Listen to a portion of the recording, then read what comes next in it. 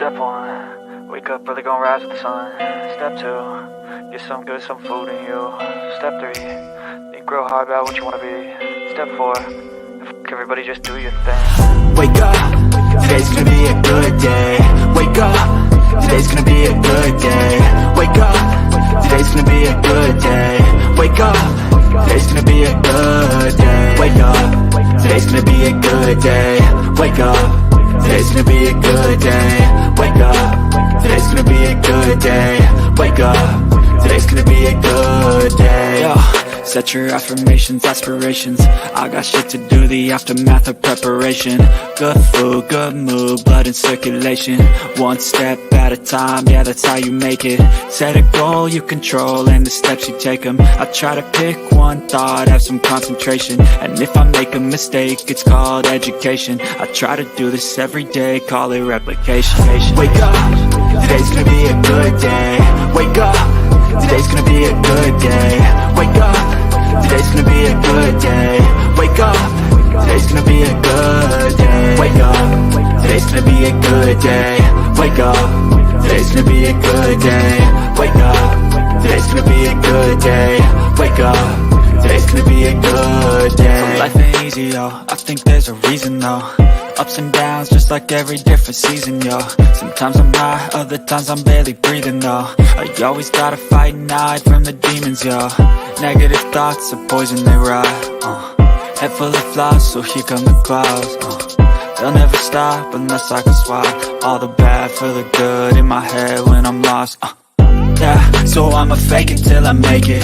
Positive thoughts are overtaken, I got patience. One day at a time is how you operate a cadence. A flow, you grow, you show yourself a foundation. Stay away from all the shit that causes temptation. I know that I like to do it cause it's sensation. I live my life in my head like a narration. Don't expect greatness, do my best, man, I'll take it. Wake up, today's gonna be a good day.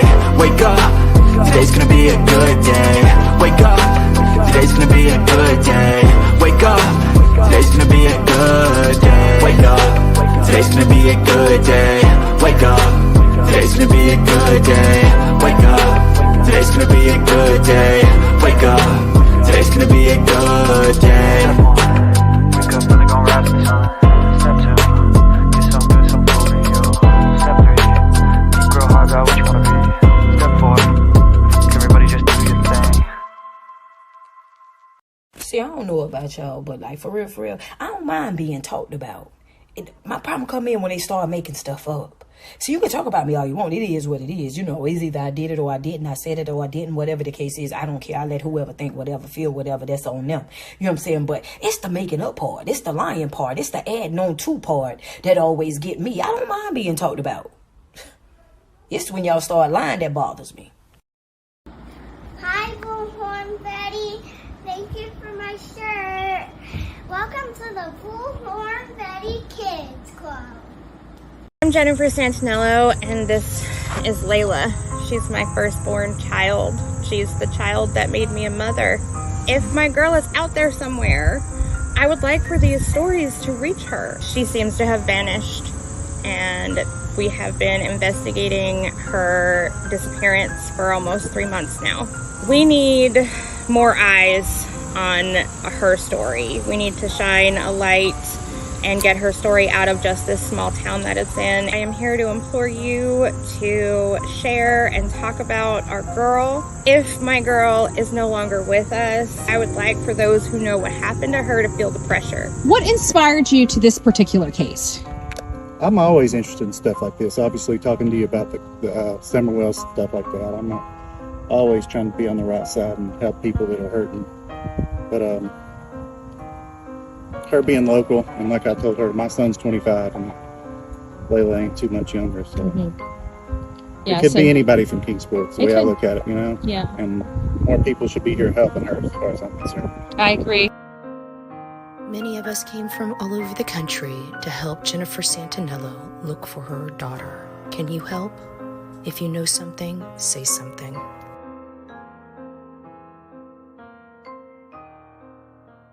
Summerwell Wells went missing on June 15th, 2021. She disappeared from her home at 110 Ben Hill Road in Hawkins County. On her 2-year milestone, we placed this banner on the side of the road. Since she went missing, she hasn't been heard or seen from again. While I was visiting the area, I saw Don Wells working on his truck and asked him if he'd come down and speak to me, which he did.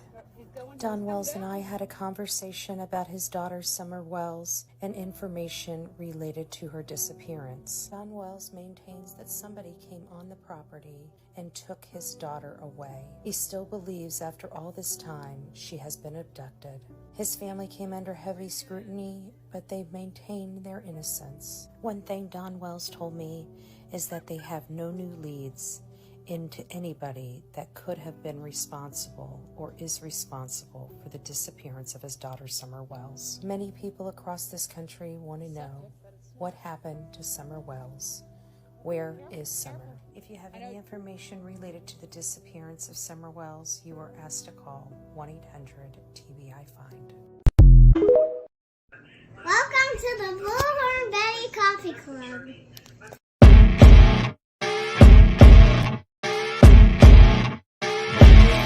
As you wake up in the morning, you want to find the latest, greatest information about criminal cases and have an intuitive conversation about the suspects associated with these cases.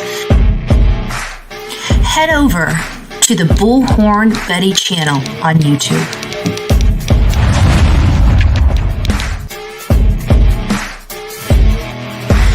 Breaking news right here on the Bullhorn Betty channel.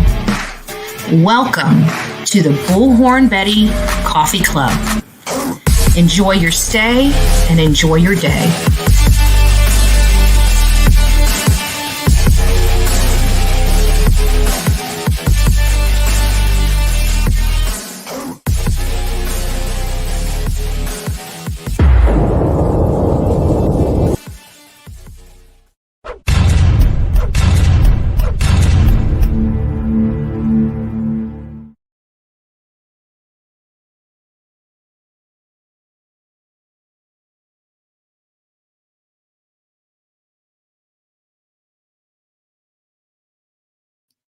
Usually it comes off. I don't know why my mute was still on. Good morning, everybody. Let me try that again.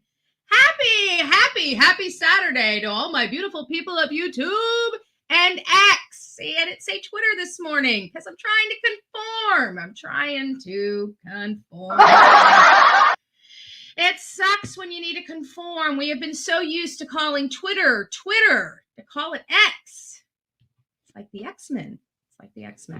Good morning, everybody. It's nice to see everybody here this beautiful Saturday, bright and early for all the people that have to be up this time of morning, like Bullhorn Betty. Good morning, the real me too. Big hugs. Tell the fam I said hi. Our beautiful Sonia is up in the house this morning, followed by TL. It's nice to see you, TL. Jess Deb is up in the house this morning. Good morning. Mike, what in the world are you doing up? I thought you would already be comatose from too many Big Macs. We don't have any defense people here today. We don't have any criminals today. No, we have a whole story of criminals. We got some disgusting stories too, folks. We got some pretty eye-opening, just stuff I don't want to read. And it sucks. That's all I can say. Tamara, good morning. It's nice to see you here. Love Bug, thank you for joining. That's very, very sweet. Lisa thinks that's a compliment calling her Barbie. She missed what I was saying. I said washed up. This Barbie, not this Barbie. Okay, trust me, it's not a compliment. Not a compliment at all. Grandma Barbie. Okay, Grandma Barbie. I knew there was Big Mac somewhere. Tammy Sue, it's nice to see you this morning. It is nice. Everybody letting me know I'm muted. I got it. It's like a manic Monday, but on a Saturday. That's all. Kim, it's nice to see you. Good morning. Vermont, good Lord, good Vermont girl, good morning. Might as well throw you up here since I can't say your name, right? So good morning. We've been covering a lot of different cases. One of the cases that we have been covering before we get into the Let It Go this morning, which I think it is a great reading, by the way. So we are going to definitely read it. But before we do, we've been covering this Crystal Rogers case. And while I'm not going to really cover her case this morning at all, I am going to put up a video. You know, we do a lot of avocation. That's why Layla's played every morning. You know, I'm starting to play Summer Wells. And Crystal Rogers is a case that seems like there's getting a lot of traction on there. You know, we've been really diving into the case on an investigative journalistic way to try to find the connection between Jason Ellis and Crystal Rogers' case. And I've spent days, and I mean days, Jessica, good morning, going through all this. And I've looked everywhere under the sun. I've looked throughout the whole entire state of Kentucky. I have literally turned this computer upside down, hours upon hours upon hours upon hours upon hours upon hours upon hours of research. And I'm trying to make a square peg fit a round hole. That's what I'm trying to do. And I keep coming up empty. Bye, babe. It's nice to see you. Good morning. I keep coming up empty. And I keep thinking there's got to be a connection. There's got to be a connection. Why is he associated with this? Why this? Why this? Why this? Good morning, Steppers. Nice to see you, love bug. You know, and it's just not fitting. And so we went over some things. If you did not have an opportunity to watch our live from last night, I recommend you going back and watching it. We're going to keep going through it. I'm not going to, for the people that haven't yet watched it, you need to. We cover the case and we decide, you know, at least I think that there's more. I'll let you guys watch and then we'll discuss. Try to get this thing open. There we go. But this is not about it. This is just the avocation. This is just to give our audience the most up-to-date information on the Crystal Rogers case.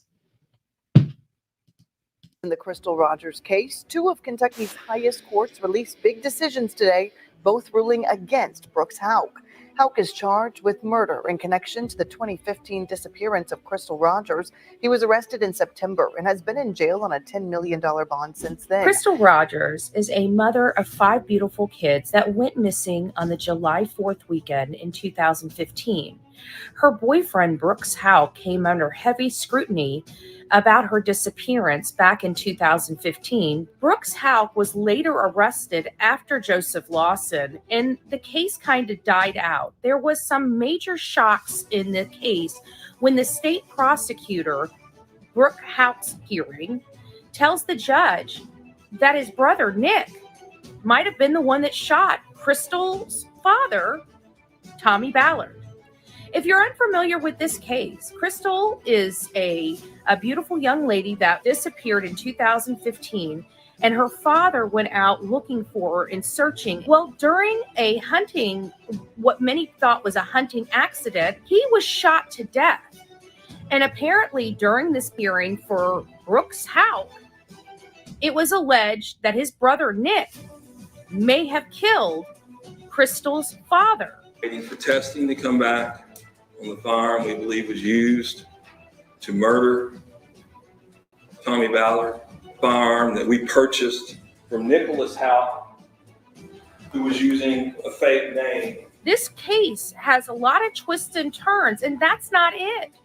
In 2013, an officer was ambushed. His name is Jason Ellis. And people are starting to feel that this Jason Ellis is connected to this particular case with Crystal Rogers and Brooks Houck.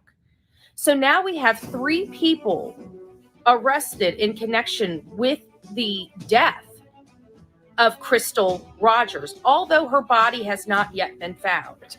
The Chief Justice ruling today, Nelson County Judge Charles Sims will be staying on the case, writing, quote, "The defendant failed to demonstrate any disqualifying circumstance that would require the appointment of a special judge. Houck will stay in jail on a $10 million bond until his trial. His next court date is set for February of next year."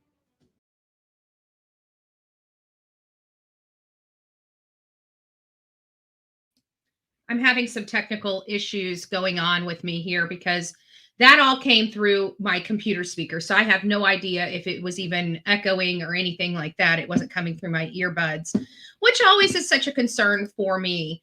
There's also, and so that's just really the avocation aspect of this morning. It was Layla Santinello, Summer Wells, and Crystal Rogers' story, which has a few little tentacles out there with the Jason Ellis case, as well as the Tommy Ballard case. Obsessed with True Crime. Good morning. Good morning. Privilege. Good morning. It's nice to see you. God bless you. So this is a case that we have not really covered too much. The next case that I'm about to go over, this is our fans only murder. This is with Courtney. I can't remember her Clenny, Courtney Clenny. And this was a little interesting, and I just wanted to give this. This is a segment that came back 11 months ago. It's about an 8-minute video.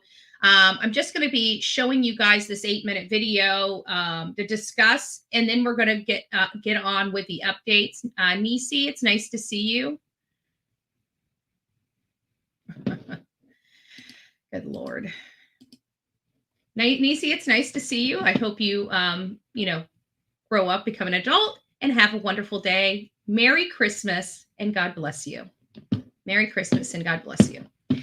So this is what we're going to be playing here, and I just want to give you guys an update on this so we can have an updated conversation. There is some new details in her case.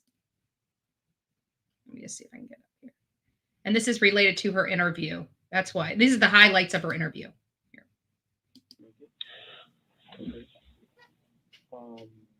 Unfortunately, the doctors did what they could. Christian is dead. Yes. Oh my God.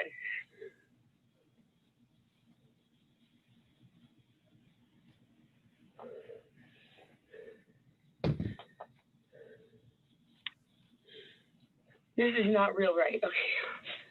Those are.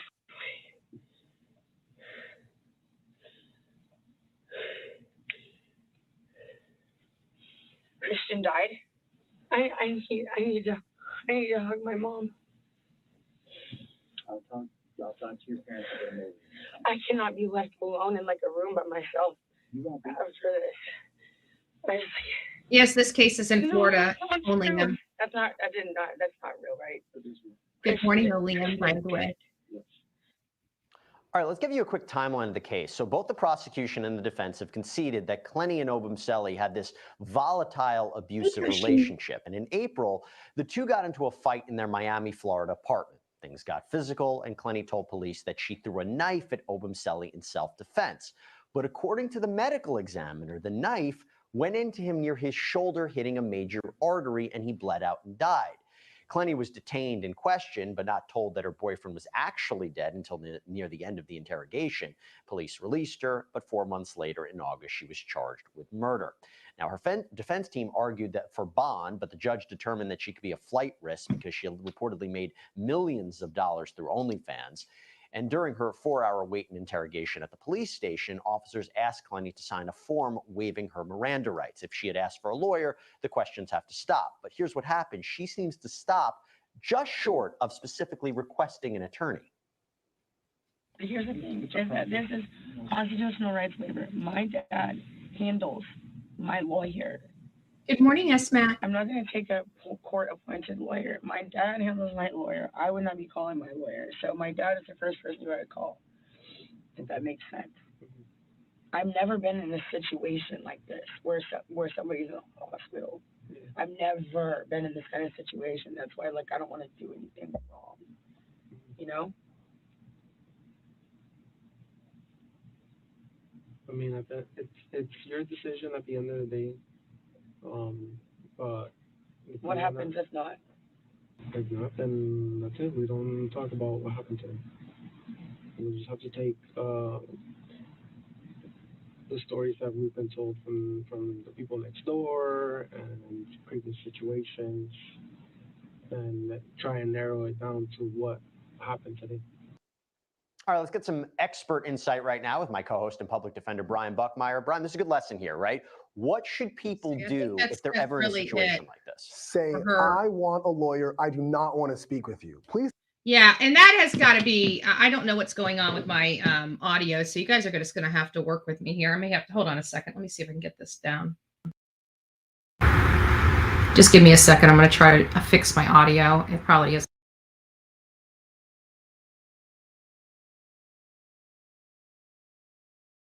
Just a second. Let this stuff. Can you guys hear me? Can you guys not? Let me see if this fixed. I don't know if it fixed it or not, but hopefully it did. We'll see. Hold on. This will tell you. Yeah, that fixed it. It's in my ear now. Okay, perfect. I was just having some issues. Now, I do have a 22-minute, interview with this lady, but I don't know if we need. Let me just see if we have anything that might be. Let's see what this one is. Here we go.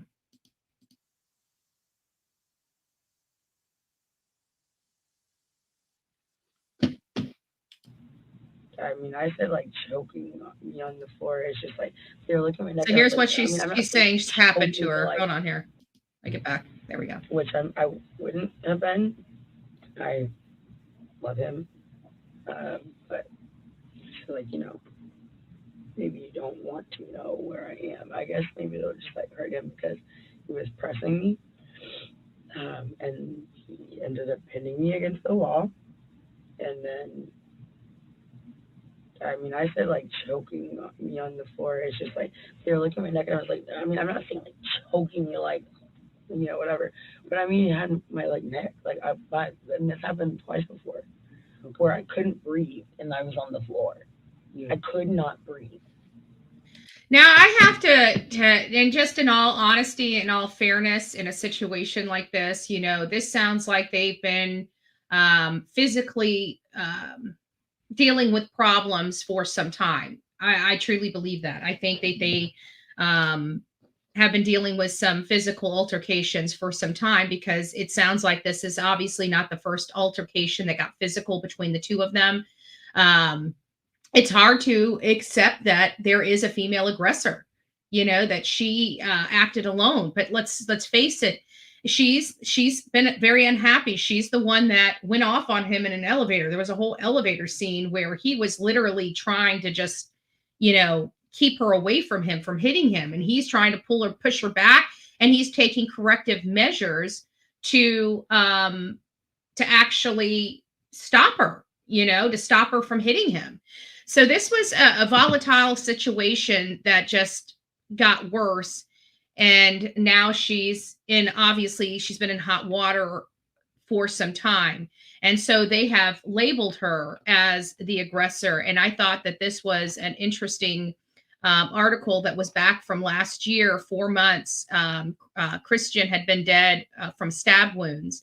Now she, as you heard in that interview, she basically said she chucked the knife from 10 feet away, and it got him. Well, that's not the case from the evidence. Apparently, she was in full control of that weapon when it was entered into the victim. So that's the problem. She's been lying this whole time. And I understand she's probably very, very, very much scared of this process. She's probably, I don't think she woke up one day and said, hey, let me fight with my boyfriend so I can kill him.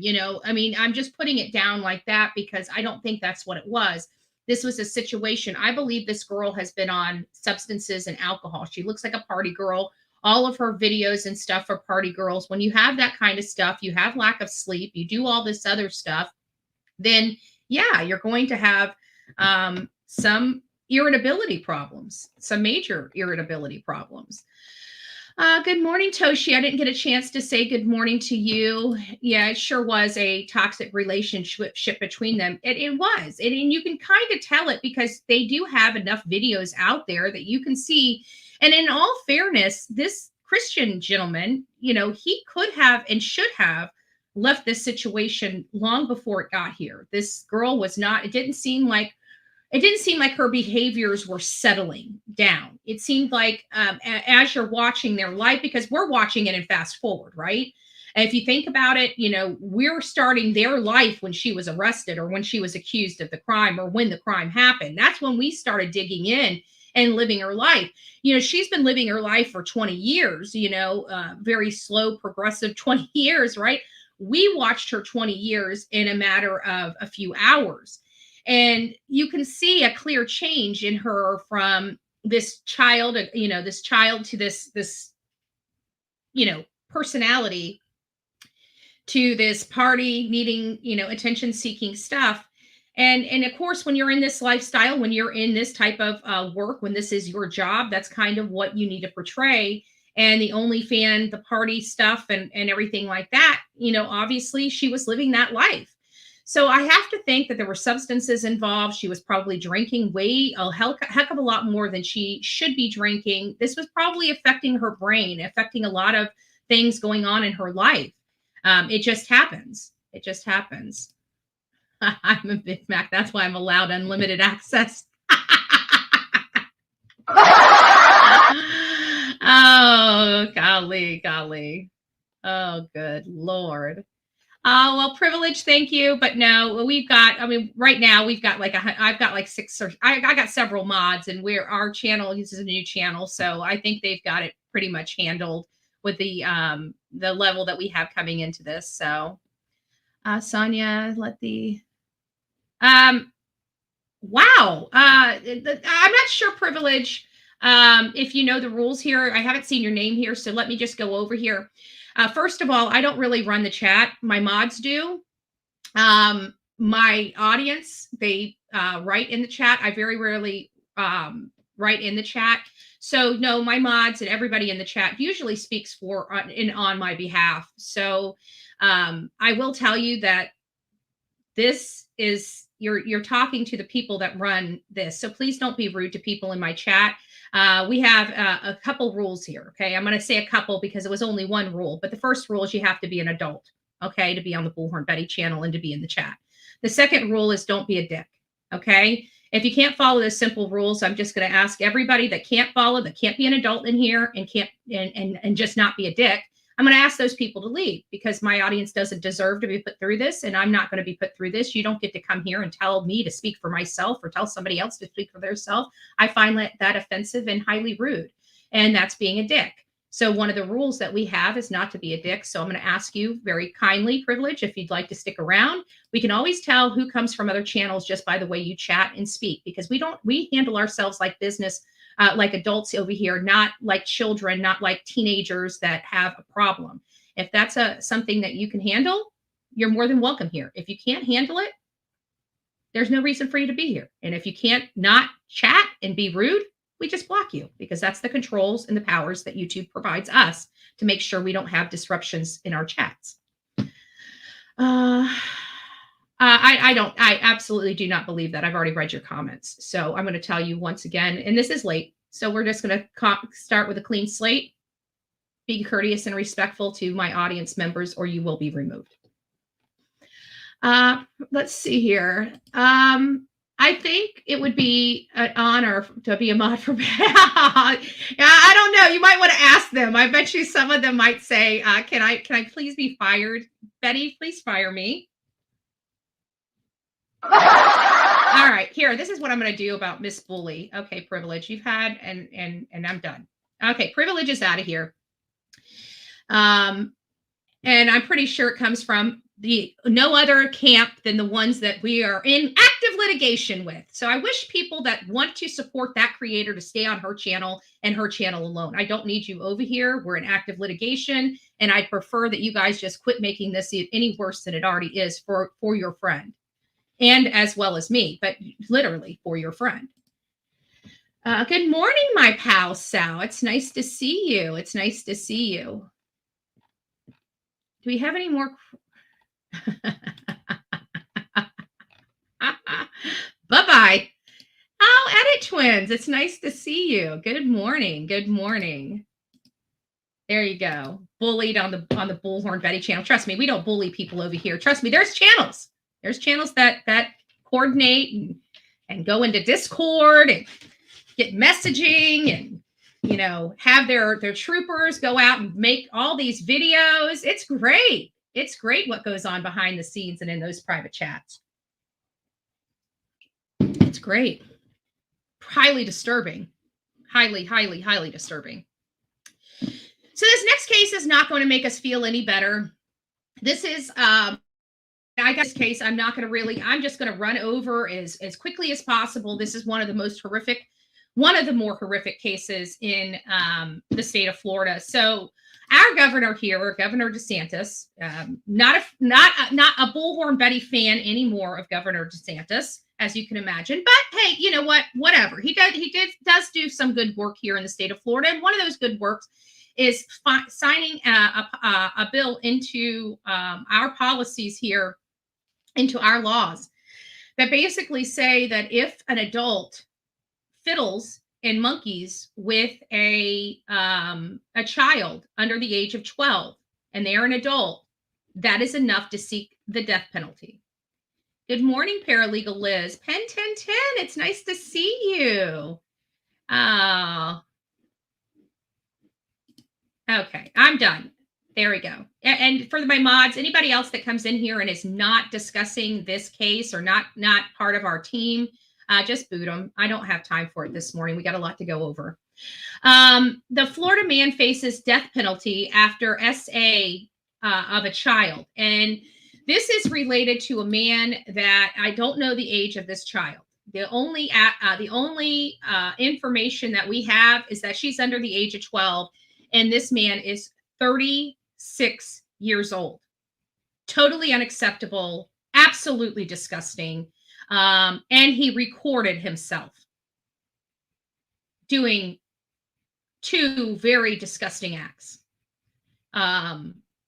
So the state of Florida, they have decided they're going to seek the death penalty for this man. So this man that decided to hurt a child is now going to be facing a very significant penalty for that. I'm not sure how I feel about this. I really don't. You know, you guys know I'm an eye for an eye and a tooth for a tooth type of person. And while these allegations are absolutely horrific, I want to know the age of this child. It doesn't, and I know people are going to say it doesn't matter if she was, it matters to me. This is a man's life. You know, I have questions. I have questions. This is going to be one of the first death penalty cases that I am aware of under this new law. I'd like to see how this is done. I am very cognizant. Listen, I want people away. I want people under the jail that do horrible things. And this is a violent offense. And I absolutely advocate for violent offenders to be locked up. I am a law and order person.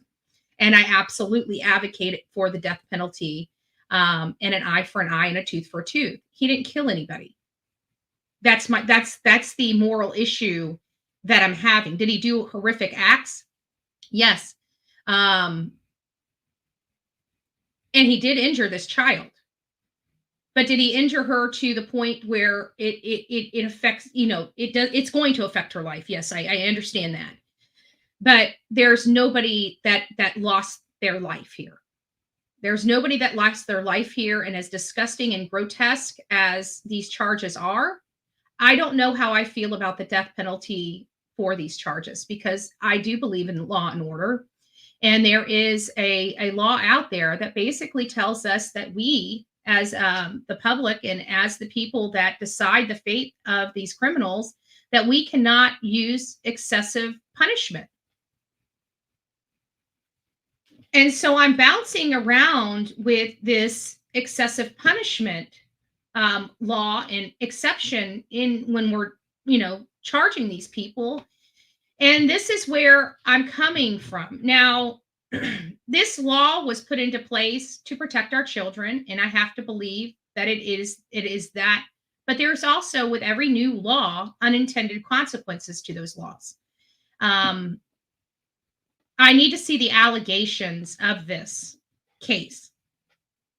I need to see the allegations of this case for it to rise to a capital offense for me. obviously reading in the newspapers and stuff like that, they're not going to be able to give you that detail that's needed. I always want to trust my law enforcement and my prosecutors, but let's face it, we have a lot of people that are out there that are overzealous, that want to get a name for themselves, that want to be that pit bull, that want to have that name as a pit bull. And I understand that is, people need to work hard to get those designations. And it's going to the mattress on some of these cases. I don't know. I'm just based on what I'm reading here. To me, this does not rise to the level of them seeking death, just from what I'm reading now. Again, there's a lot of details they will not be putting into, and I'm trusting Google here, to provide me information. But this is a child, so there's a lot of confidentiality that goes on with cases that have children as victims. So there's a lot of details that will not, for the protection of this child, and it is good policy, by the way, but for protection of this child that we're not going to know about. Even Charlotte Senna, that was, they waited for the story to die down before they brought the charges against him for what he did to that little girl. And they did that because of the sensitivity to the fact that she's a child. And, they have to charge him. It's going to be public, but they need to try to take as much publicity away from that kind of charge as possible in an effort to protect the victim of this crime. Because whenever you go through this, it's not that people blame you for it. It's just a very personal situation that is very hurtful. And it's so private, and to know that all these strangers know this personal and private thing has happened to you, it's it's emotional. It's emotional. That's the best way to describe it. It's absolutely 100% emotional. If he filmed it all, they must have the proof. Yeah, they have. He filmed it. He filmed every bit of it. And when they went and questioned him and took his phone, they found it. And I keep wondering, because these sickos, they relive this stuff. How many times did he play that? Ugh, God, these people just make me sick to my freaking stomach. So he's absolutely indicted. Here's what it says. I'm going to try to be very careful and cautious when reading this. They have relaxed our stuff on YouTube here to cover some of these child cases, but it has to be vague and fleeting in nature. So I can't really spend a lot of time into the details, nor do we really want to know the details. We don't. The details is enough to make us all sick to our stomach. But he's indicted on 6 counts of battery on a child, on a person. Listen, it says under 12, so it's not over 12. So this child had to have been 11 years old or less, because it says under the age of 12. So they haven't quite made it to the age of 12 yet. And he's 36. It's disgusting. The decision to pursue the highest penalty reflects the gravity of the charges and the state attorney's office dedication to holding criminals accountable for their action. The state attorney's knowledge of the sensitivity of this matter and the impact it has on our community. And again, she is a child, but this is not there's no way that I'm going to be able to talk about this. I just want you guys to understand without somebody being highly offended about something that's going to come out of my mouth, because we're dealing with a sensitive topic. I'm not going to, and again, this is not coming from an emotional piece in me. If I wanted to get emotional about it, I could definitely get emotional about it and just go off the rails. Okay. But in this, I just want to make sure that we're factual and we have a real conversation that is not going to be tainted by by what they may twist it into. The bottom line is this is not a 5-year-old kid, okay, or a 6-year-old kid, a kid. This is somebody that's approaching. Now, I don't know that they're not giving the age. This is where my conflict comes in. Not that any child should ever be hurt. A child should be a child until they, reach a certain level. And once they're able to make decisions for themselves, make that decision for themselves. But a child doesn't get to make that decision, even this 11-year-old. But this is the issue. he didn't hurt. He hurt her, but he didn't physically hurt her. She wasn't in jeopardy of death, depending on her age. Now, we just said we hear under the age of 12. The charge is absolutely 100% horrific. I'm saying this man deserves to be in jail. He is one of those predators that probably will not ever change. When I guarantee this is either his first victim, but if it's probably not. It's probably not. So this guy needs to be in jail. This is, to me, a violent offense. And we put violent offenders away in jail. But if everything is as I'm reading it, and the way I'm reading it is he had this girl, you know, he kind of groomed her, you know, showed her, explained on how to, you know, you get it. And then after that, yes. And I mean, he did the whole gamut. So I don't want to say it's consensual. It's not. It's a child. That'd be disgusting. This man should never have touched this child. But what I'm trying to say is he didn't beat her. He didn't brutalize her. He brutalized her, but not in a physical sense where she was in jeopardy of losing her life, is my point. And like I said, it's kind of hard to dance around this because nothing you really say is going to, you know, I can't really formulate what I'm trying to say into words other than he does deserve a very extensive and very long, even life in prison. And you guys very rarely hear me say that, but I'm an eye for an eye and a tooth for a tooth person. And when I say that, I mean that. You know, he didn't kill anybody. I don't see where this rises to the level of death. And even a child, that does. A kid does. It's hard because the age is a factor for me. I'm sorry, it is. It's a factor for me in determining whether I feel that this man has risen to the level of the death penalty or not. And that's just me personally. Now, each of you may be completely different. You guys may totally disagree with me. And you may say he hurt a child under the age of 12. That's unacceptable. He knew better. And he ruined this girl's life. And because of that, and because of the stuff he did, he deserves death penalty. And I appreciate that argument as well.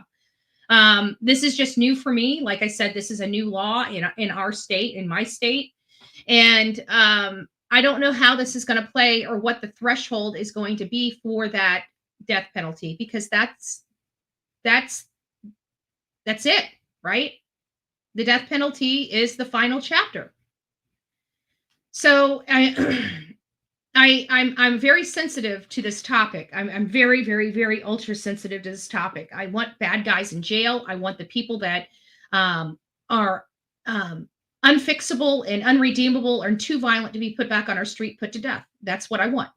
That's my personal preference. That's not everybody's personal preference. Everybody has their own personal preference because that's why it's personal, right? It's the personal preference of that person. So that's my personal preference. If they commit huge, horrible, violent crimes, they should. But I also want to make sure that we are executing our laws in the spirit of what they were intended. And if this was intended for, violent stuff, that needs to be clarified. But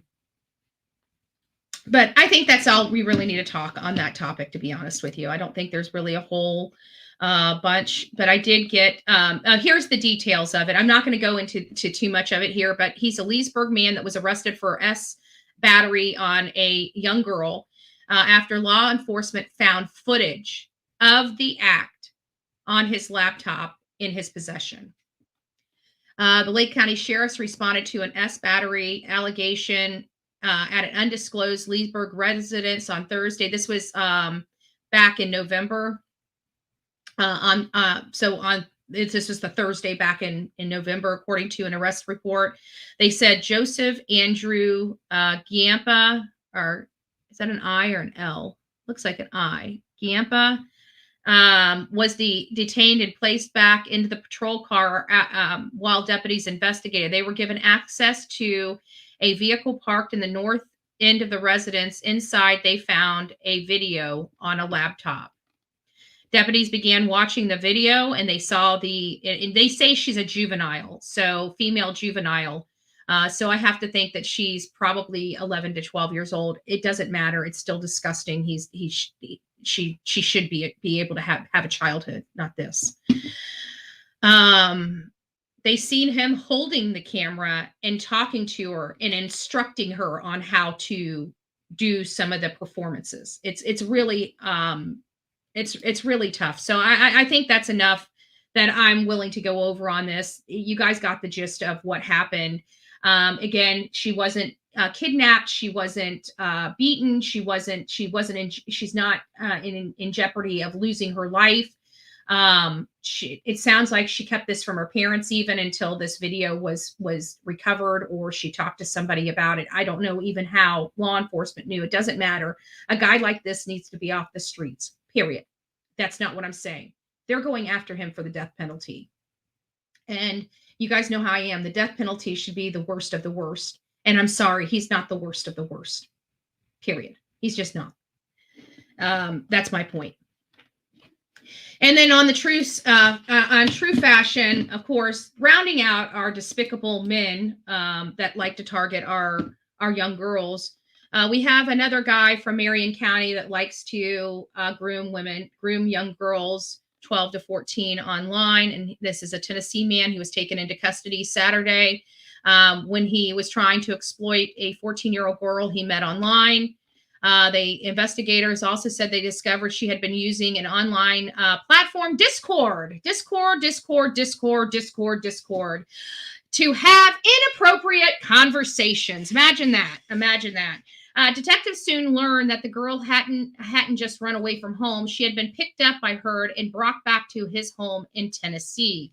Hurd had been grooming her, encouraging her to produce, child photographs and videos. I don't want to use the word, with an 8-year-old and kidnap the child for him. Detectives say so. They wanted her to go get a child.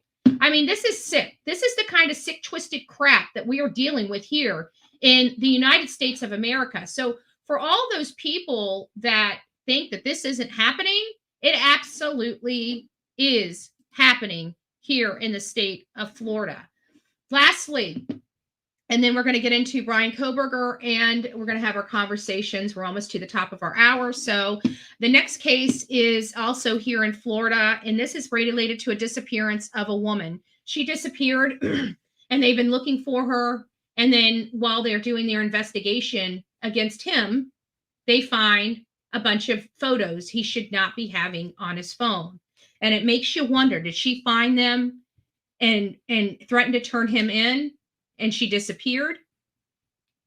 I don't know. So the information related to this is a Florida man is being investigated in wife's disappearance, now arrested on child P charges.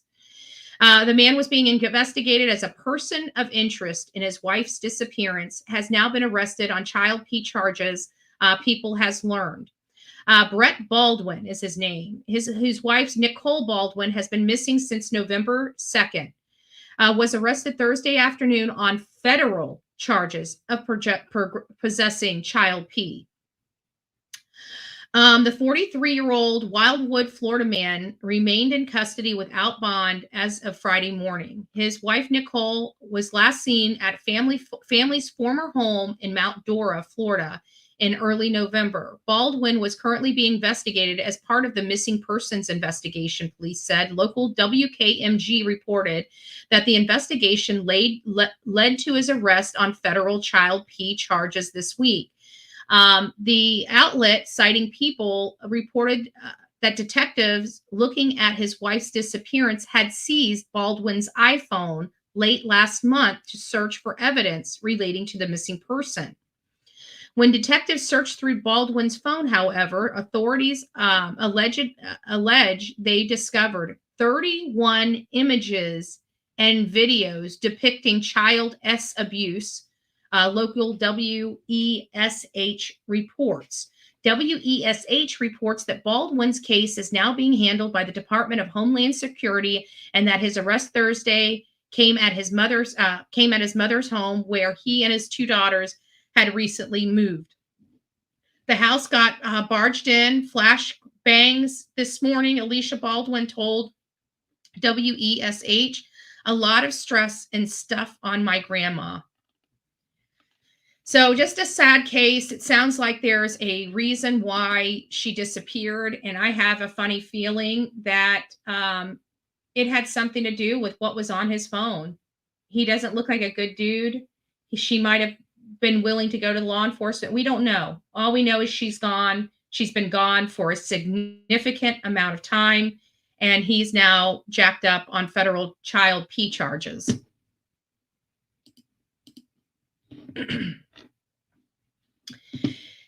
And I think later, if we have time, we're going to go over an article, and I thought was interesting, but we're not going to do it now because I am getting to the top of my hour and we need to start rolling on with the rest of the show. It's related to the Missouri Supreme Court weighs whether crimes against children should sever parental rights. And I think it is a good article that we should read here on the Bullhorn Betty channel.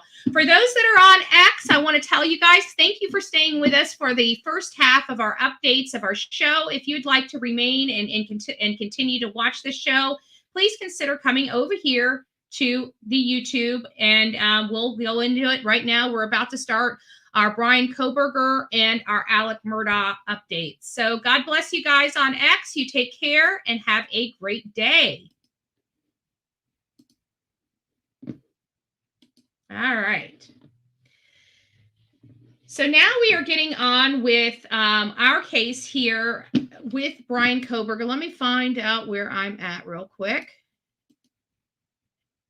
Yeah.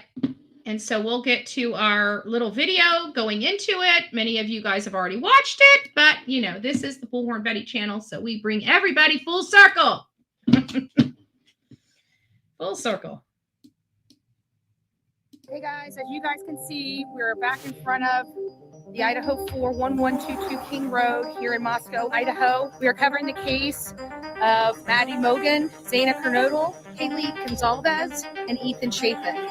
4 University of Idaho students were slain in their sleep on November 13th, 2022, in the early morning hours at their off-campus housing on the outskirts of the University of Idaho.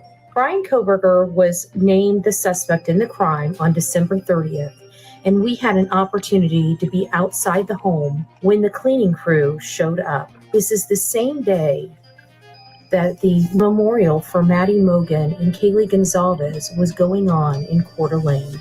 We are grieving right along with the family as they go through this process of realizing the home where they were brutally murdered is going to be demolished on December 28th.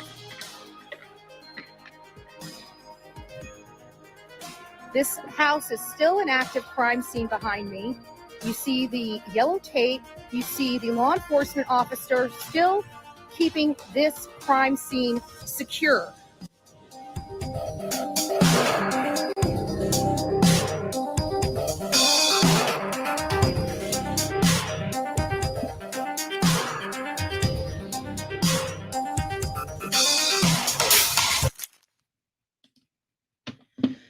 So there you have it, folks. That's just kind of going in. We have a lot of updates kind of coming in from the Bryan Kohberger case this morning. We all know that the FBI was at the house. You know, last week we were unaware that this was going to be the case, that, you know, we thought we kind of made a good leap forward in our pursuit of keeping this house erected until the trial. However, you know, the community needs to move on. And as unfortunate as it is, I want this house up. I can tell you that. But hearing how law enforcement, or how the university made sure that they sideswiped everybody right here, right before Christmas, they did that for a purpose. They did that so they had the least resistance on tearing down this house. You know, we could definitely fight. We could definitely, you know, raise the roof and start another mail campaign, an email campaign, and just make the university's life a living hell in order to keep this home. But at the end of the day, you know, we have to look at what is in the best interest of the students and everybody involved. And, you know, unfortunately, it's just one of those things where I believe that they've got everything. You know, we have all these 3D imaging softwares, cameras, and everything that can really make this home kind of come to life on screen, right? They can do digital animation. We used it ourselves, right? It's bothering me to no end to know that the jury won't be able to see this firsthand. But also, I had to take into consideration this house is filled with a mess of chemicals. A mess of chemicals. I don't think they will ever even be able to remediate. I mean, I guess they could remediate the house, but it would be so extensive. I don't know. I just have my feelings about it. So let me get on, now that we have this, let me just get on and read what is in these in this report for you guys to see. And it says the defense team, which we knew the defense team was going in there. We learned about that from Bryan Kohberger. Says the defense team for the man accused of killing the 4 University of Idaho students has been given access to off-campus home where the deaths occurred, so the lawyers can gather photos, measurements, and other documentation before the house is demolished later this month. Bryan Kohberger has been charged with 4 counts of murder in connection with the death at the rental house just blocks from the university campus in Moscow, Idaho last November. A judge entered a not guilty plea on Kohberger's behalf earlier this year. Latah County Prosecutor Bill Thompson has said he intends to seek the death penalty, but the trial date has not yet been set. Kohberger's defense team assessed the home on Thursday and was expected to do so again on Friday, the university said. The home where the university students Ethan Chapin, Xana Kernodle, Madison Mogen, and Kaylee Gonzalez were killed was given to the university earlier this year, and the university officials plan to begin demolition on December 28th. The university hopes that removing the house will reduce the impact the deaths have on the many students who live nearby. The grim reminder of the horrendous, heinous acts that took place there, C. Scott Green, the president of the university, said, "While we appreciate the emotional connection some family members of the victims have to the house, it's time for its removal to allow the collective healing of our community to continue."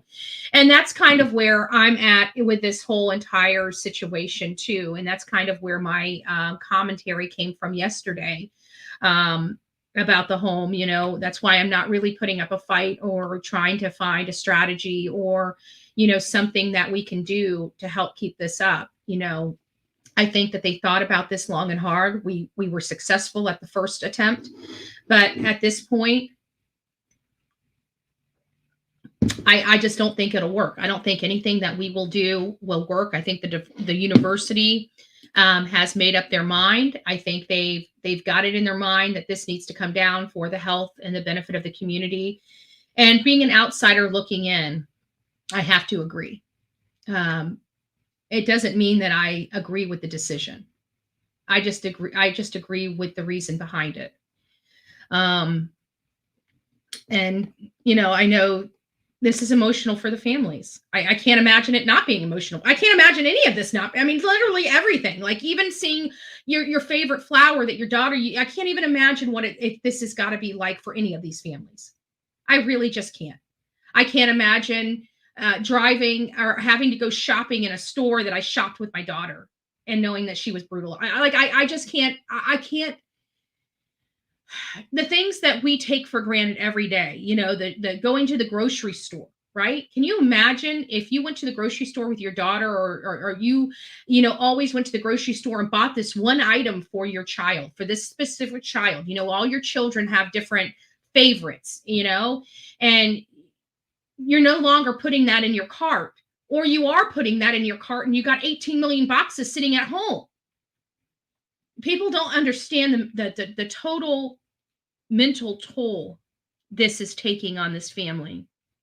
And while I don't agree with that house coming down, I really do hope this helps each family as well as each person in the community to kind of step forward, just step forward a little bit. We need to pray for these families for strength. That's what they need right now. They need a lot of strength. They need to be held up by something, because I'm sure each and every one of them feel like they're about to crumble and fall to pieces. Kohberger was a graduate student of the criminology of Wazoo, which was a short drive from the scene of the killings across the state border. He was arrested at his parents' home in Pennsylvania, and unusual details of the case have drawn widespread interest. Investigators have pieced together DNA evidence, cell phone data, and surveillance video that they say link Kohberger to the slaying. According to the affidavit, Kohberger's cell phone pinged in the vicinity of the house 12 times prior to the murder. Steve Gonzalez, Kaylee's father, told First 48 in September that before the gag order, one of the lead detectives told him they believed Kohberger had been scouting out the house. He had had to know when people were coming, people were going, Steve said. University officials were working with students to design a memorial garden that would be built on the property once the house is gone. The Vandal Healing Garden and Memorial will include a permanent reminder of the 4 students who were killed and will be placed for the students and the community members to reflect and remember the loved ones that they lost. The name of the memorial refers to the nickname given to the school sport team, the Vandals, and its mascot, Joe Vandal. The sad reality is that we lost students. We lose students each year to a variety of causes, the university wrote on its website. In the wake of loss, we turn to each other for support and healing. In October, the FBI gathered at the house to collect additional data that could be used to create visual aids for jurors. That is what I'm talking about, the visual aid. I knew the FBI was back there. They kept this demolition under wraps for quite some time because, again, the FBI, we knew that they were going into the house. We heard about it. We talked about it briefly here on this channel, but it was right after the IGG ruling, so we figured they were going in there to dot their I's and cross their T's. It wasn't until this demolition came that I realized that they were probably going back there with 3D imaging software to make sure that they've got this house imaged properly, because they're going to need the visual aids for court because they're demolishing the house. But see, we didn't know that at the time.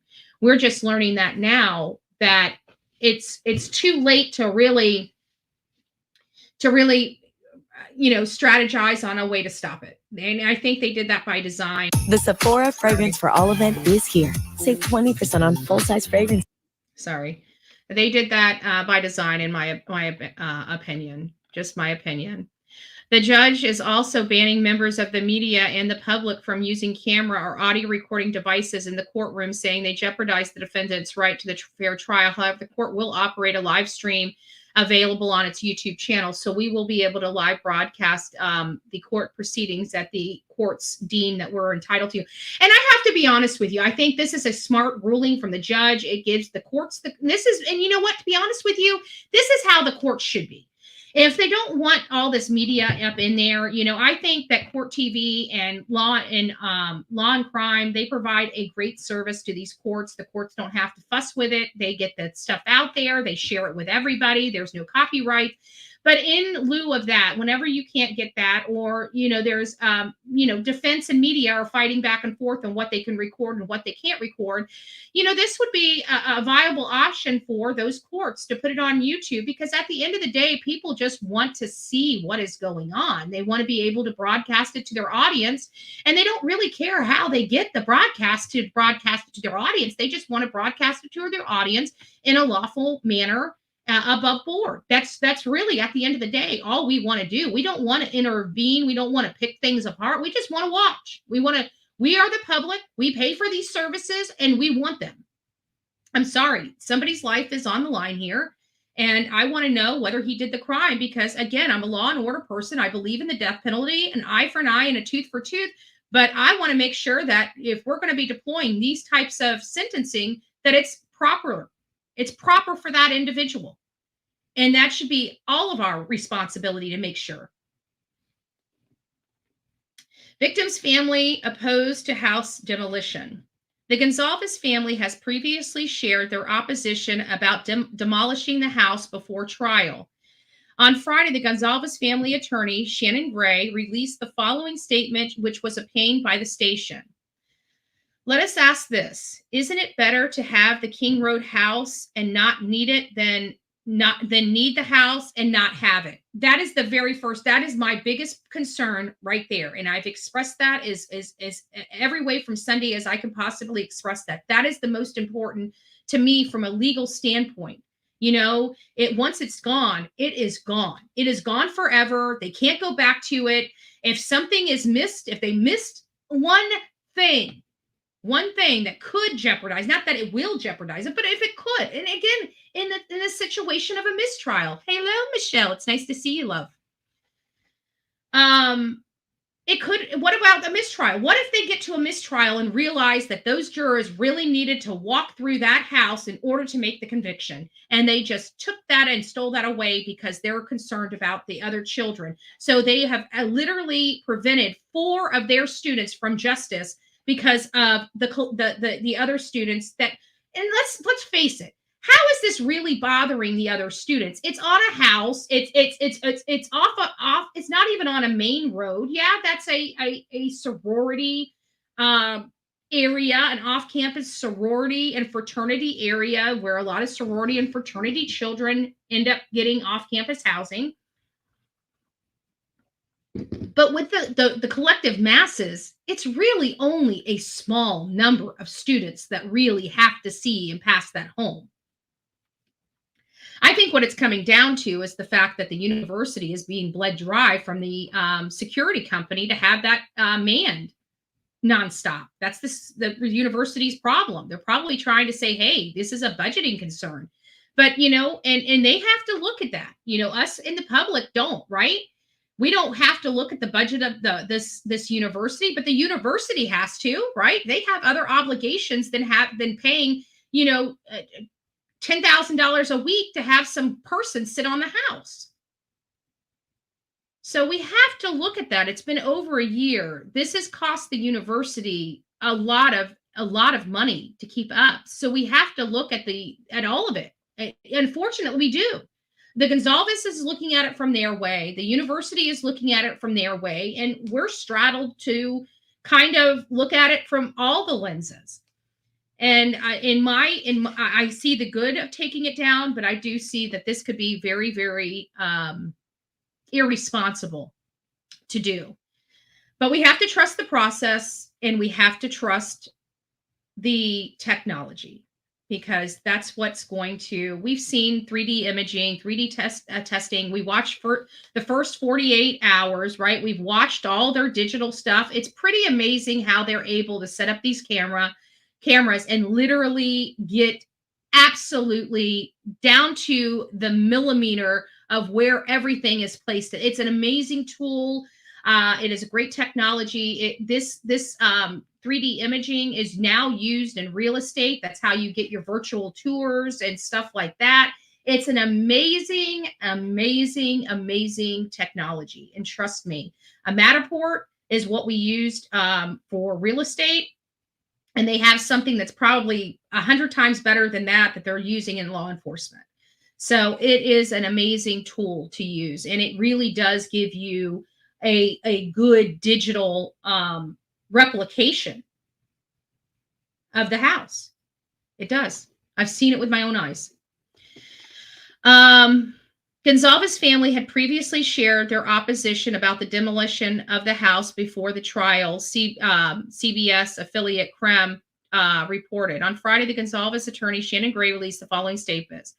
And we read the first line. Let us ask this. Isn't it better to have the King Road house and not need it than need the house and not have it? That has been our question to the prosecution and the University of Idaho for the entire time the demolition of King Road has been an issue.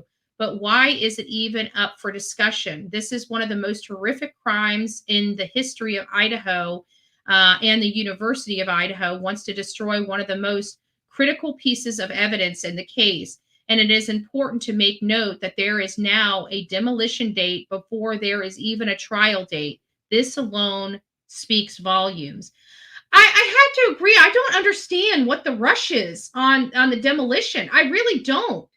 If they need to put a fence around it, they need to lock the fence, and they need to remove the security officer and just let it go do what it needs to do. If it's a financial issue or a financial problem for the university, I think the reason why they have the officer out there is that they know the curiosity of their students will be to break into the home and look at it themselves. That's what the, and it's cost. And we know that that most likely is true, that a student or students or a group of students getting, high or drunk are going to probably do something stupid like break into the house just to see the crime scene.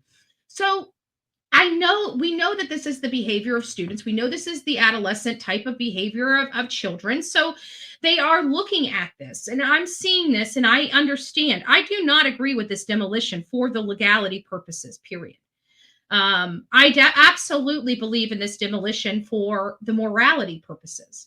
But I'm sorry, morality does not trump a freaking trial. It just doesn't. I digress. You guys know my position.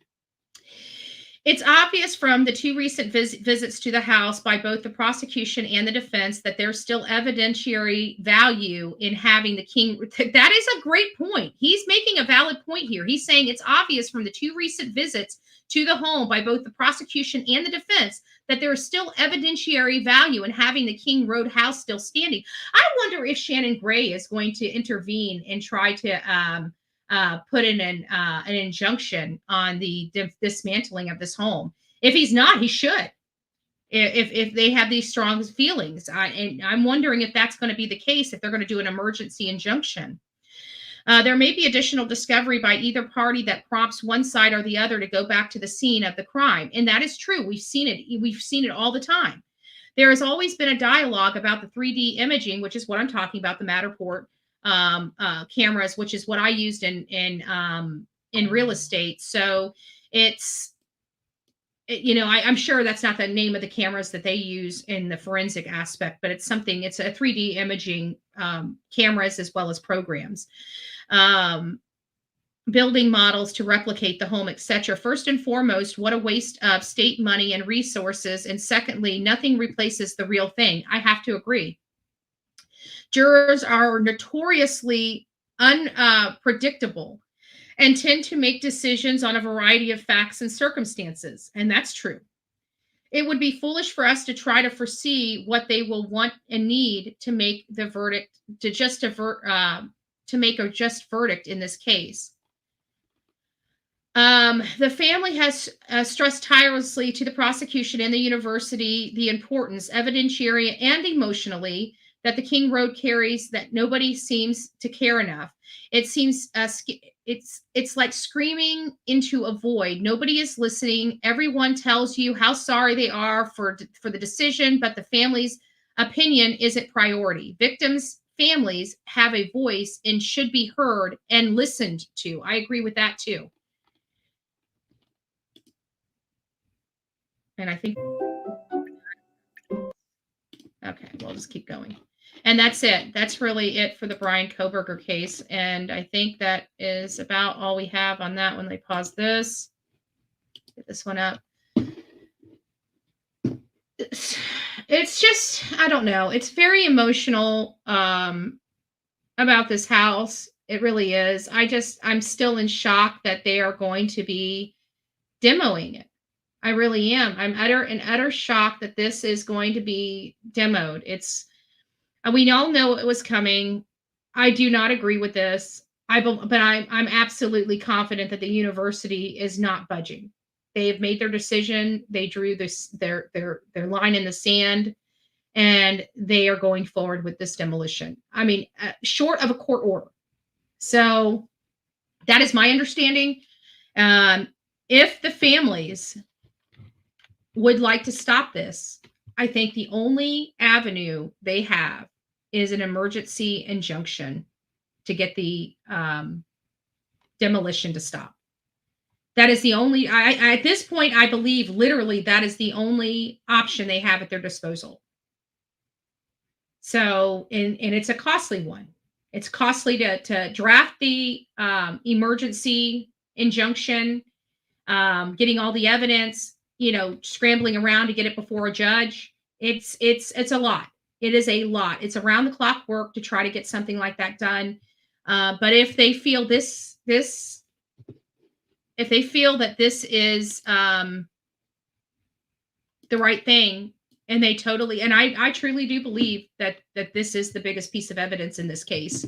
And I'm just appalled that they would do anything like this. But I digress. Moving on, let me just see if there's any, because I'm about to move on to Gilgo. So I just want to see if there's any comments that you guys have had in the chat that I've missed. And I'm trying to get better at looking at the chat.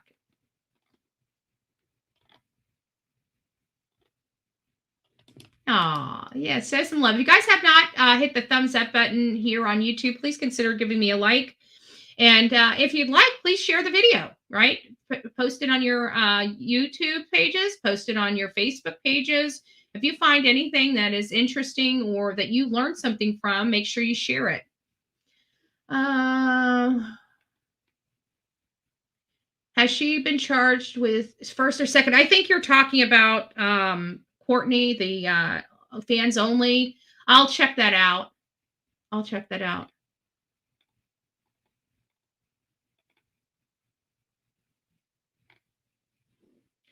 I wish Vermont had that. My children's abuser gets a put next month after 15. Oh, wow. He gets out after next month. Yeah, we're getting strict laws. This is Florida. We're very, we're law and order here. We are. Now, do we do it perfect? No. If I said that my law enforcement throughout Florida was perfect, I would be lying. We make mistakes. We're human. Andrew, I found your other channel. Just had, thank you, Barbara. It's great for you to be here. I'm glad. I'm sorry I have to put 20 minutes on, but these hyenas out here, we gotta try to keep them at bay as much as possible. If he, and this is related to the other guy, if he filmed it, they must have proof. Yes, they do. I must have went way far up when I was going up to see what kind of questions you guys have. I remember going there. Jules, well, I hope you feel better. Please feel better. We're keeping you in the prayers. We got a prayer chain. We got one for the real Me Too. Sonia, Emma, who else is in here? It's me, Jen, and a whole host like Connie Lynn. This is her first year here in Florida. She's been struggling. We have a lot of people that are struggling here in, on YouTube and on other social media platforms this year. Yeah, I went way far up. The location isn't going away, so I think they will see that no matter what. Yeah, exactly. That's a good point too. The real Me Too. The place isn't going away. They're going to erect something there for the kids, so it's going to remind everybody that this murder happened to begin with, no matter how nice it looks or not. So yeah, you're right. I think this is what I think it is. And I'm going to call it because I know what makes universities and communities like government officials decide to do this. It always comes down to budget and money. And I know that they had that officer there. I have to think that they're still having an officer at that house. I don't know if that's the fact. I haven't been there for quite some time. Almost a year now. So I don't know if they still have the cop there, but I have to think that they're, that the whole place is fenced. They're renting that fence that's around that home. That's not cheap. They have the house boarded up. They can't just send students over there to board the house up. They've got to find contractors, and not just contractors, but contractors that are approved by the university to do it, which means that they are pretty expensive. So everything costs them money. And whether we like it or not, the world turns with money. And guess what? When you ain't got money, you ain't got money. The university has a budget, and they've got thousands of students that they have to take into consideration. And I think that this is coming down to money when it comes to this university house and the demolition thereof. This is my personal opinion. Everything, money, right? It's money. I'm concerned about the sounds. I think they need to hear. Yes. Because we've been conflicted on the sounds in that house. None of us have been in that house. I haven't been in that house, right? We can only get people's opinions of when they were in the house. And what we learned early on is that there was guys that used to live in that house. And one guy said he lived on the bottom, the bottom area where Bethany Funk was staying. You know, we thought Dylan was down there, but we realized Dylan was on the second floor across the way from Xana's room. So the only person on the first floor was Bethany. And so there was a gentleman that lived in her room that said that the whole entire house creaks, that you can't, it's noisy. You can hear everybody moving upstairs. So, and then we hear other people saying when we're downstairs, we can't hear jack crap. So we're even getting conflicting information on whether or not it's noisy on the first floor. If everybody upstairs, if you can hear everything upstairs, because we had one person tell us one way and another person that lived in the house to say something completely different. So we can't even corroborate, is the house creaky? We'd have to think it is. It's the whole second floor and third floor are all wood frame, most likely even their actual floors.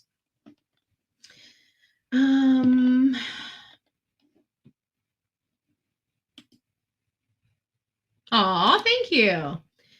I've always wanted to see the distance from the back of the house to the road. Looks very close. It is. I've got a photo of it. It is. There's not really, I mean, they do have a backyard. and it's really weird because the backyard, like behind the house, there's a whole parking lot behind the house. And it's very dark back there. You can't see jack. If somebody was literally sitting up there and watching you through the trees, anybody that's going in and out of that parking lot would not even see you. It's that dark in that little area, in that covert that sits right above their backyard. It's a little eerie. I have to find the footage for it. I know I have nighttime footage of it, and I know for a fact I have photos of it. He could have been back there watching them. Those 11, 12 times that he visited the home. He could have very well went right back there and just sat there near the trees and just watched them for hours, and nobody would have been the wiser. I'd like to know how long he was at their house the 11 times that he visited previously, or the 12 times he visited previously. Was he there just driving through, or did he actually stop and hang out for a while? I'd like to know that.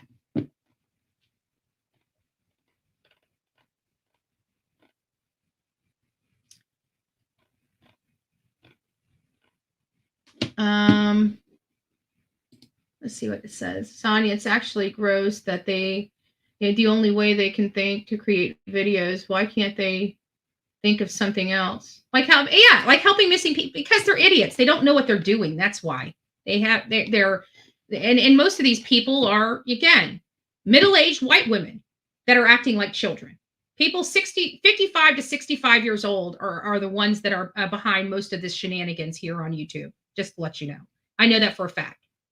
The majority. That to me is highly disturbing. These ladies need to go get a man, go pop a pill, go do whatever you need to do, but you need to chill and act like you got some damn common sense. Because you know what, and this is another thing, like even with that Kirsten that called that's tried to, it's called swatting. I didn't say the SWAT team came to my house. It was a swatting call. It was a swatting call, and people want to, and we're just going to go into this just a little bit because I want people, because they're lying to their audience about everything. No SWAT call. She's lying. Let me show you what's the definition of swatting is. Okay, so everybody can understand exactly what was done. Okay, so what is swatting? The definition of swatting. It's an action or practice of making a prank call to an emergency service in an attempt. Do you hear that? In an attempt. Not that they actually came here and kicked in my front door. Swatting is the attempt to have them do it, not that it's actually done. So let's remove the word salad that their side is trying to feed them, because this is the true definition of swatting. It's not that the SWAT team came here. It's not that I had my front door kicked in. This is why law enforcement said I was swatted. I didn't come up with that terminology. That's what was told to me out my front door. And they're trying to turn it around like I'm trying to make this all up and trying to exploit this and this, that, and the other. No, I didn't tell anybody. Remember, they keep me under surveillance. So they knew that my house had been visited by law enforcement. And you know what they chose to do? Because they're too stupid to realize? They decided to go and publish the fact that they're keeping me under surveillance by showing that they knew that law enforcement had been here. Nobody can explain to me how they knew law enforcement came to my home without them constantly checking me, constantly looking at me online and offline. They've got 2 individuals here in my county that watch me, and one of them is Don Kitterman, and the other one is Peggy Todd. They live in my community, and both of them have followed me. Both of them. So the action of prank so this is what swatting is: the action or practice of making a prank call to an emergency service in an attempt to bring about the dispatch of large number of armed officers to a particular address. And what makes this a swatting call is because this terminology right here.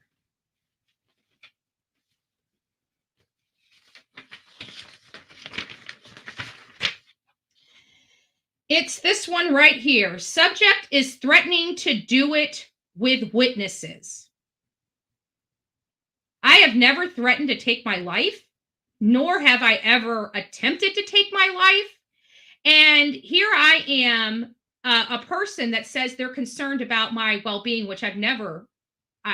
If you go through every single one of my videos, my personality, behavior, and demeanor has been consistent for the last 2 years. The last 2 years, right?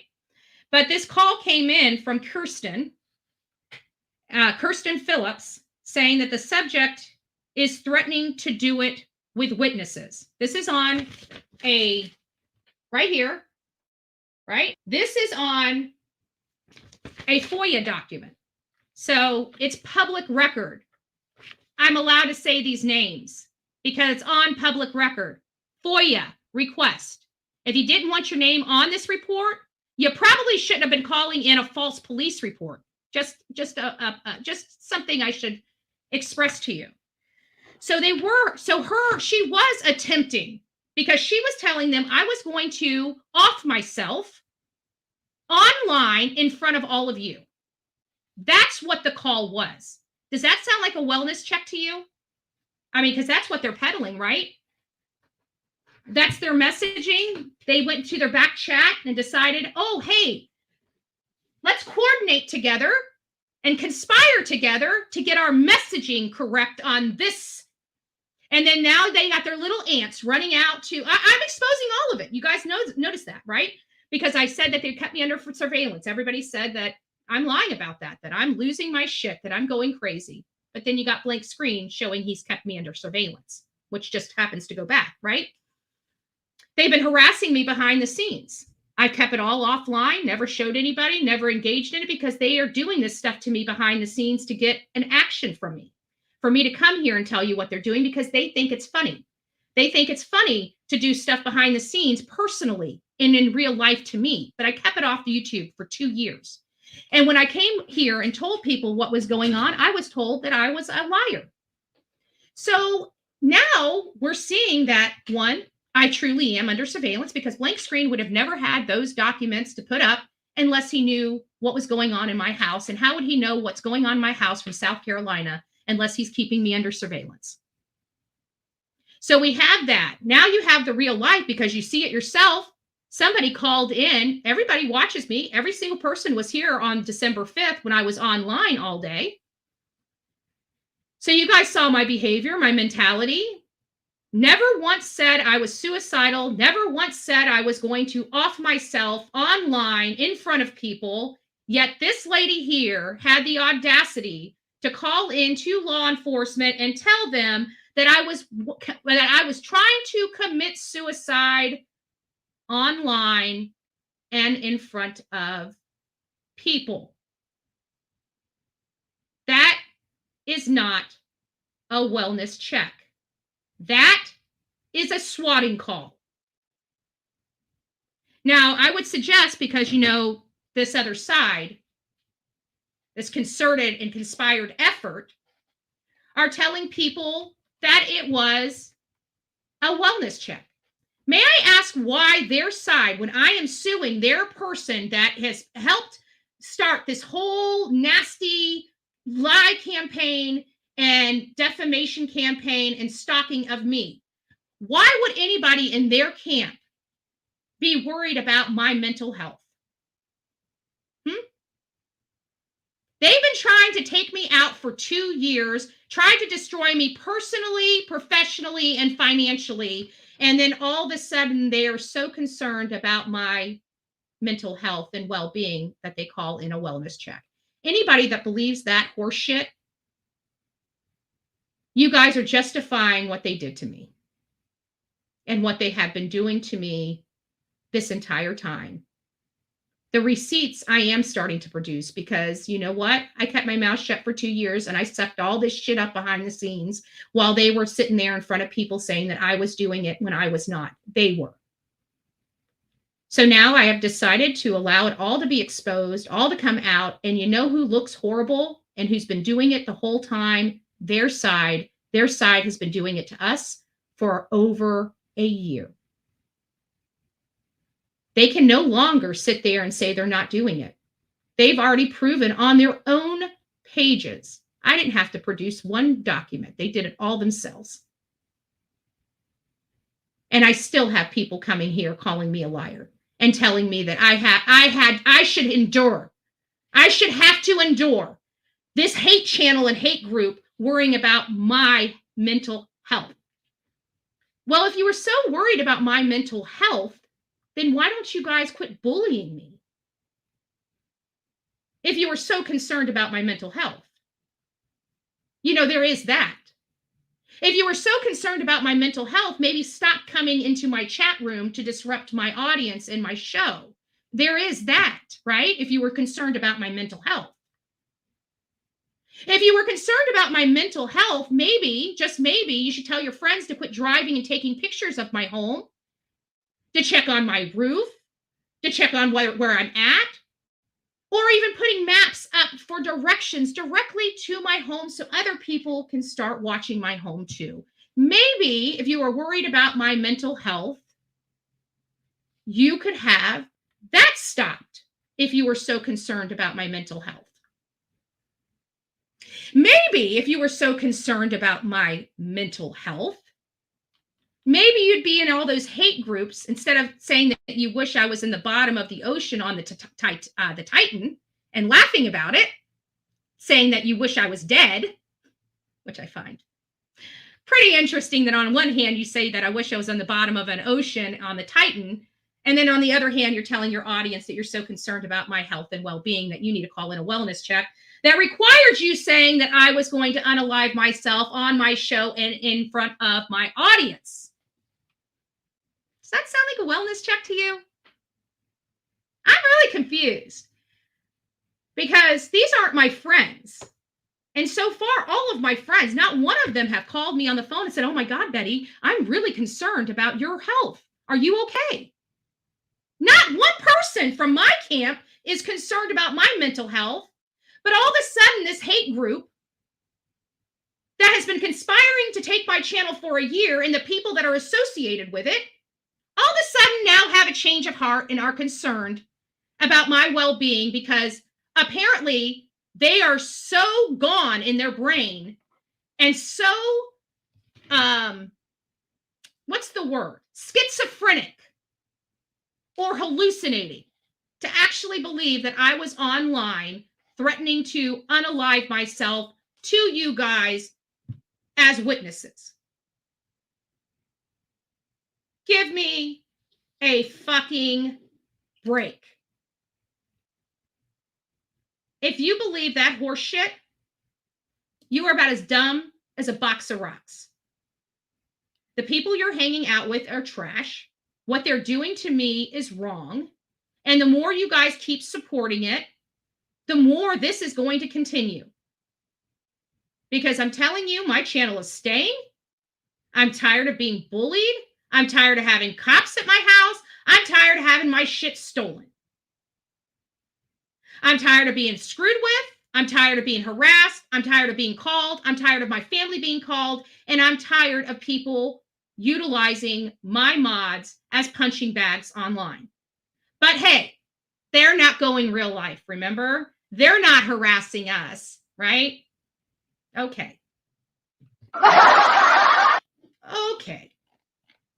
I'm the sneaky devious. I can't wait until the discovery comes. I wonder what they're going to do when they have to admit to their entire audience that they have told them for 2 years that I'm doing underhanded stuff behind the scenes, and they get all this stuff and I get their stuff, and the only person doing underhanded stuff behind the scenes was them.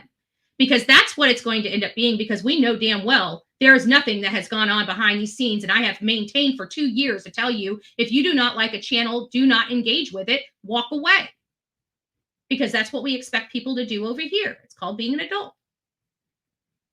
So again, this illusion that this was just a call, right? Just a call in for my wellness. Can you tell me what part about my wellness?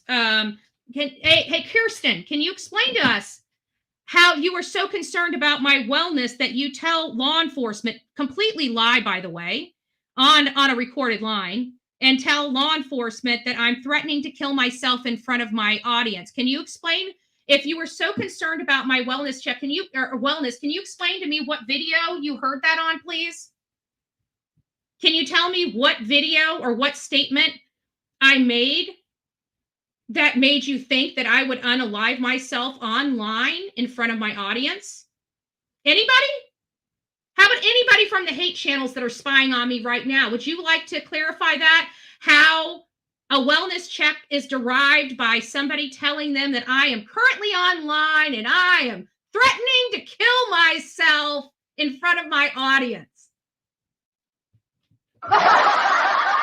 Anybody? Please produce the video. Because their messaging, which they've created in their back chat, oh, just the appearance of suicide can make people, trigger people. Well, if they're not fucking triggered on true crime channels, that the mere idea of saying suicide will have the fucking law enforcement at my fucking front door, those people need to get the fuck off YouTube. Excuse my language. Earning some money for the Layla Santinella case. If you're that triggered, why are you in the true crime genre? That is not my problem. That is theirs. Call fucking cops on me again. Call cops on me again. I double dog dare you. Fuckers. Well, now they know they've got it all printed up behind the scenes. And Kirsten not only has open case here in Manatee County, she also has one in her own community too. So if we see her here chatting in our chat box, harassing us anymore, she's going to have a knock at her door. And this is my final warning. And I'm going to tell her publicly so everybody knows, as I told her last night in our heated exchange on that she reached out to me, giving me a bunch of word salad bullshit. And I called her a liar to her fucking face. And I'll do it again. She's a liar. She's conniving. And when I called her out on her shit, that sweet, innocent, I was just worried about your health. No, you weren't, bitch. No, you weren't. You tried to have my freaking front door kicked in, and you know it. And that's what I said to her. And that's exactly what I said to her. And you know what? Like I told her, I've called them. I was on the phone with them all day. She didn't want to believe me. I'm sure she's probably coming to reality and realizing she's got a case number in her own community. And if she reaches out to me again and continues this harassment by phone, email, or online, I will be screen capturing it and sending it over until the harassment stops. Because if I can prove that she keeps continuing to harass me, even with fake little names, guess what? They're going to get her for stalking. And I've got that in writing. So do whatever you wish to do. But like I said, I'm done playing these games. Law enforcement is involved. I've got a civil suit. I'm done. Stay the fuck away from me. Do not follow me anymore. Do not keep me under surveillance. And guess what? No, I'm not losing my shit. Well, healthy, able person here that has been put through the ringers and have been up to here with the bullshit. Up to here with the bullshit. So the gloves are off. Whoever needs to fall, needs to fall. But trust me, every single person that can possibly be involved with Bullhorn Betty is involved with Bullhorn Betty. I'm tired of it. It needs to stop. The bullying online needs to stop. And if you guys are too stupid to stop it yourself and to control your own ability, then fine, we'll do it legally. I've had it. So I hope everybody has learned some things, especially about my legal woes, since everybody likes to broadcast my life on their channel, whether I agree with it or not. Like, why is my personal life up for debate? I am a creator on YouTube. I am a private citizen. I'm not a public person. You do not have rights to put me under surveillance. Sorry. Paparazzi law does not apply to Bullhorn Betty yet. Maybe one day it will. But as of right now, it just doesn't. I'm a private citizen. Leave me the fuck alone. I'm too at the Godfather. That's why I turn off time to time. Working a real job at Bullhorn Betty will take your mind off all the drama. I don't know. I attract some of that. But that's shit on YouTube. That's not drama. That's hate. That's hate and disgust. That is not, I'm so sick of hearing people call that garbage drama. That is not drama. That is pure hate and bullying. Those are pure hate and bullying channels. You go to your computer, you go to anything, you put the genre drama in there. That's not the shit you get. You get stuff that pulls out of your emotions and, drama. That's bitching. Let's call it what it is. Mean girls. Mean girls sitting on a thing, patting themselves on the back like they're doing something for themselves. All they're doing is sitting on their asses, bitching and complaining about the world. Jesus. Not doing anything to change their circumstances, just complaining about everybody else. Must be easy to put everybody else under the microphone or magnifying glass. I wonder if we put half of these people under the magnifying glass, if they would even rate as high as Bullhorn Betty. Probably not. Probably not. But again, this illusion that call was not a swatting call is absolutely a lie. It was a swatting call. It was not for why is my people not concerned about my health, but this hate channel that I am literally suing for conspiring and concerted effort. And their people are the ones that made the call. Can somebody explain that to me, please? I'm asking for myself. I'm asking for myself. Betty thinks I'm a troll. I didn't even see you in the chat. Why are you putting words into my mouth? Why do you think I think you're a troll? Are you being a dick? I have literally said nothing about you or to you, and you say that I think you're a troll. I do think you're a troll now because I think you're being an asshole. If you really want my truth about it. Sorry, I shouldn't have done that. Sorry, Thomas. Excuse my behavior. You called me one last week. Oh, well, then you're probably being an asshole in here. Were you being a jerk? The only time I call people trolls are the ones that are assholes, the ones that want to instigate and say abrasive things instead of just being courteous to the people in the chat. Here, let me just break it down for you, baby. Let me break this down for you, baby. So apparently, if you treat people like they treat you, they get upset. Shocker. Now, that's kind of where we're at. You see what I'm saying? So this is the Bullhorn Betty channel. I am one of the most, they have campaigned. I have had the largest bully campaign in the history of YouTube happen to Bullhorn Betty. So we are always defensive here when we have new people coming in, especially ones that we feel are trying to gaslight or instigate. If that's not the case, you just have to roll with the punches until you are in, right? We don't know who you are. We accept everybody. We're kind to everybody, but we don't really trust anybody. So until you come around and we have a trust for you, yeah, you're probably going to be, we're probably going to be looking at you like you got four eyes, right? We're wondering what you're doing here.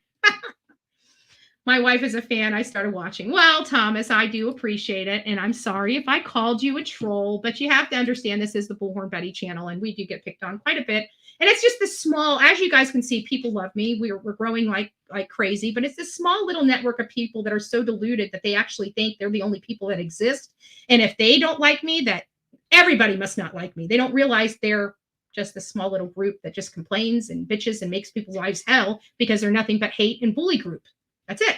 A hate and a bully group. That's it. That's all they do. And they get behind the scenes on these Discords and other messengers, and then they coordinate with each other to have messaging to make sure that everybody is doing what they're supposed to do, making sure everybody gets those Bullhorn Betty trash videos out. Wow. Not coordinated, though. Not coordinated at all. Love it. We're going to keep showing you what I put in that court document is true, correct, and to the best of my ability. And I will prove to you guys what these animals have been doing to me behind the scenes as we go through this court process, because this is truth. This is truth. And the judge is going to decide on it eventually. So we're just going to keep going down this process until we find out whether people have a right to ruin my life because they don't like me. That they have a right to cause me financial problems, cause me professional and personal damage. We'll find that out, right? Where it's in the courts. Who's going to make those decisions? A judge. A judge. And I'm sure they're going to be screaming First Amendment the whole time there. Let's see if First Amendment stands up to this. Let's see. I'm ready. First Amendment rights, just like every other constitutional right, are limited. They shouldn't be. I agree. They shouldn't be, but they are. And what's good for the goose is good for the gander. So there is that. So we'll be going through this process. I really hope at this point, now that they have thrown literally everything at me, I'm hoping now that they realize it's time to just relax. Let's go through this court process. Let's get through this court process as quickly and as quickly as possible so we can get to the resolution. So all of this can go away, right? So I just want to reaffirm for my people, we're not going to be engaging their people. They're behind the scenes telling them to engage with us. So we're going to back off and not do it. I want them to show their cards because they've been showing their cards so far. They've already proved my entire case. I just want to let you know, just this last week, they've already proven my entire case. So we'll keep going. We'll keep moving forward, and we'll keep just doing what we can. But this has got to stop. I told you guys when this started coming on 2 years ago, I kept my mouth shut. You watched me struggle through all of this. And then last year, when a particular creator tried to come and take my channel and throw me off YouTube and put us and our channel and our chat through pure hell for months, and doing the stuff that they were doing behind the scenes to me and other creators for months, I told you guys I was going to do something about it. And I told you I was going to clean this stuff up. I hope I'm making you guys proud, because I'm taking a lot of beatings for this. I can tell you that. But this needs to be done. What they're doing on YouTube should never be done to another human being ever again, period. Ever. And when I told you guys last year that I'm going to put a stop to this, and this is going to be a safer place for all of us, I meant that. I meant that. And we're not going to stop with this court hearing. This is, I see there's a huge problem here, and there is definitely a lot of corrective action that needs, and trust me, hate channels, listen up. I'm not one of those people that sit on my channel on my fat ass and complain all day. I'm one of those bitches that when I see a problem, I get up and do something about it. And we will be doing something about it. I guarantee in 5 years, there's going to be a lot of changes here on social media. I guarantee that. Give me 10 years. You have no idea what I am willing to do to make sure that this place, that nobody, and I mean nobody, goes through what I went through here.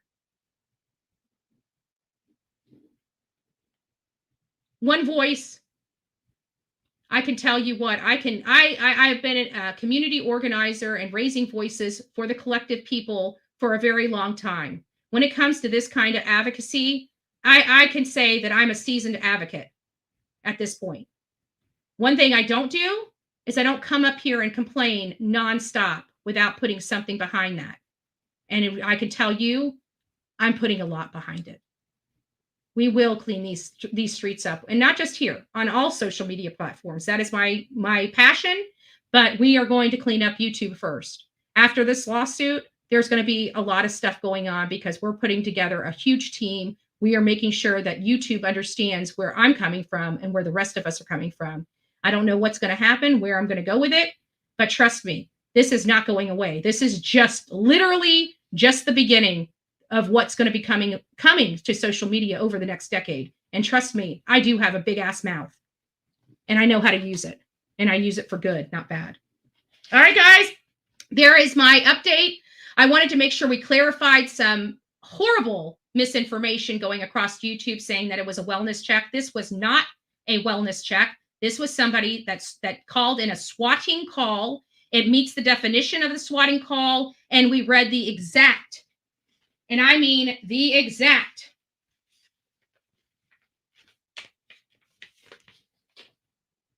here it is. Where is it? Right there. But caller report subject is threatening to do it with witnesses. So there's your proof in the pudding. Doesn't sound like a wellness check to me, does it? But you know what?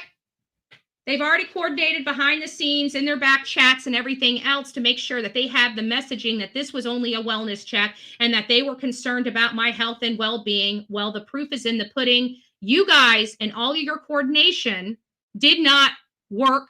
It does not. It falls on deaf ears because they now know how dirty and devious your side is. And just about everything I have put out there in that court record is true and accurate to the best of my information and belief. And as you see, the information I had isn't too far off now, is it? God bless each and every one of you. Again, we are on the campaign to end online bullying here on the streets of YouTube and across social media. And everybody, and I'm talking about everybody in my chat, you see online bullying, you tell them that is bullying and they need to stop. That is bullying, they need to stop. That is bullying, they need to stop. Maybe the repetition of them understanding and identifying what true bullying is, maybe they will learn and just stop. God bless.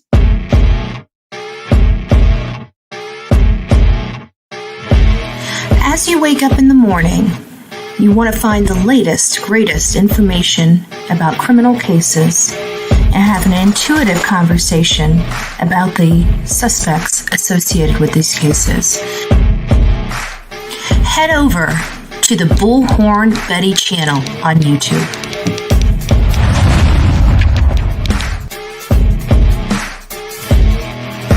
Get breaking news right here on the Bullhorn Betty channel. Welcome to the Bullhorn Betty Coffee Club. Enjoy your stay and enjoy your day.